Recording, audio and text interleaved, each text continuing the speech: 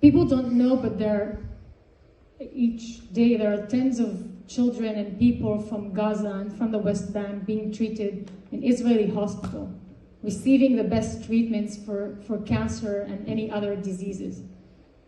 Israeli Jewish volunteers drive the parents back and forth from Gaza or from the West Bank.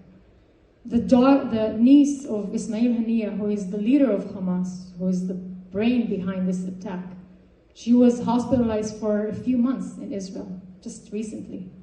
We give the best possible treatment for everyone. And you know Judaism really values lives, right? Like, what is the first tenet?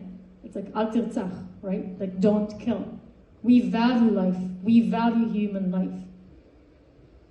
People don't know, but there are thousands of Gazan employees entering Israel every day to work through the Kerem Shalom checkpoint, right? It's the same place, border crossing, that the militants also used to infiltrate Israel. Thousands of them. They're working in Israel every day. Egypt didn't open its border to let the employment in. And they're calling Israel an apartheid. They're calling Israel making ethnic genocide. And this point is actually like puzzling for me, because 25% of the Israeli population is actually Arabs.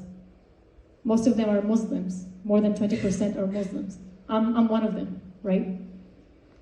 And so and the Arabs in Israel are getting like equal rights, right? Like they're citizens for everything, getting welfare, education, healthcare, anything that a Jewish citizen would get.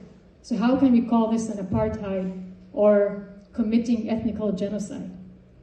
And just as a personal story about myself, my mother, I was born to a Bedouin family. Bedouins are nomadic Arabs. Only 3% of them finish high school. My mother is penniless and illiterate. She doesn't know reading and writing because her parents didn't believe that women have the right to go to school.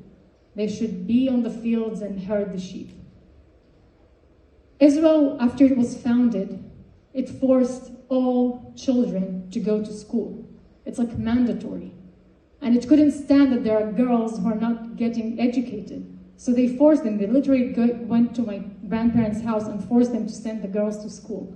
This is why my only two younger aunts know reading and writing. If not Israel today, probably I wouldn't be alive, because I also got death threats from my uncles, because I was also the first ever Israeli Bedouin fashion model. But obviously he could not kill me because like we're in Israel, right? Like it's not, like Israel protects women. If not Israel, I probably would be illiterate, penniless, herding sheep somewhere in Galilee, right? But I have electrical engineering degree. I have masters from Stanford University.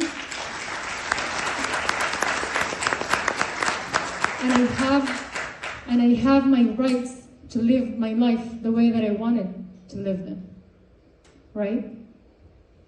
Israel, my mother was a single mom. I have 9 siblings. It's a very long story, from the same dad. And we lived on welfare. Israel gave us everything that it could give us, even though we were Arabs. And people are talking about apartheid and ethnical genocide. It just doesn't match the truth. It doesn't match the reality. They need to go and read the facts. And it's funny that sometimes it comes from intelligent students at elite universities saying this kind of nonsense. Thank you.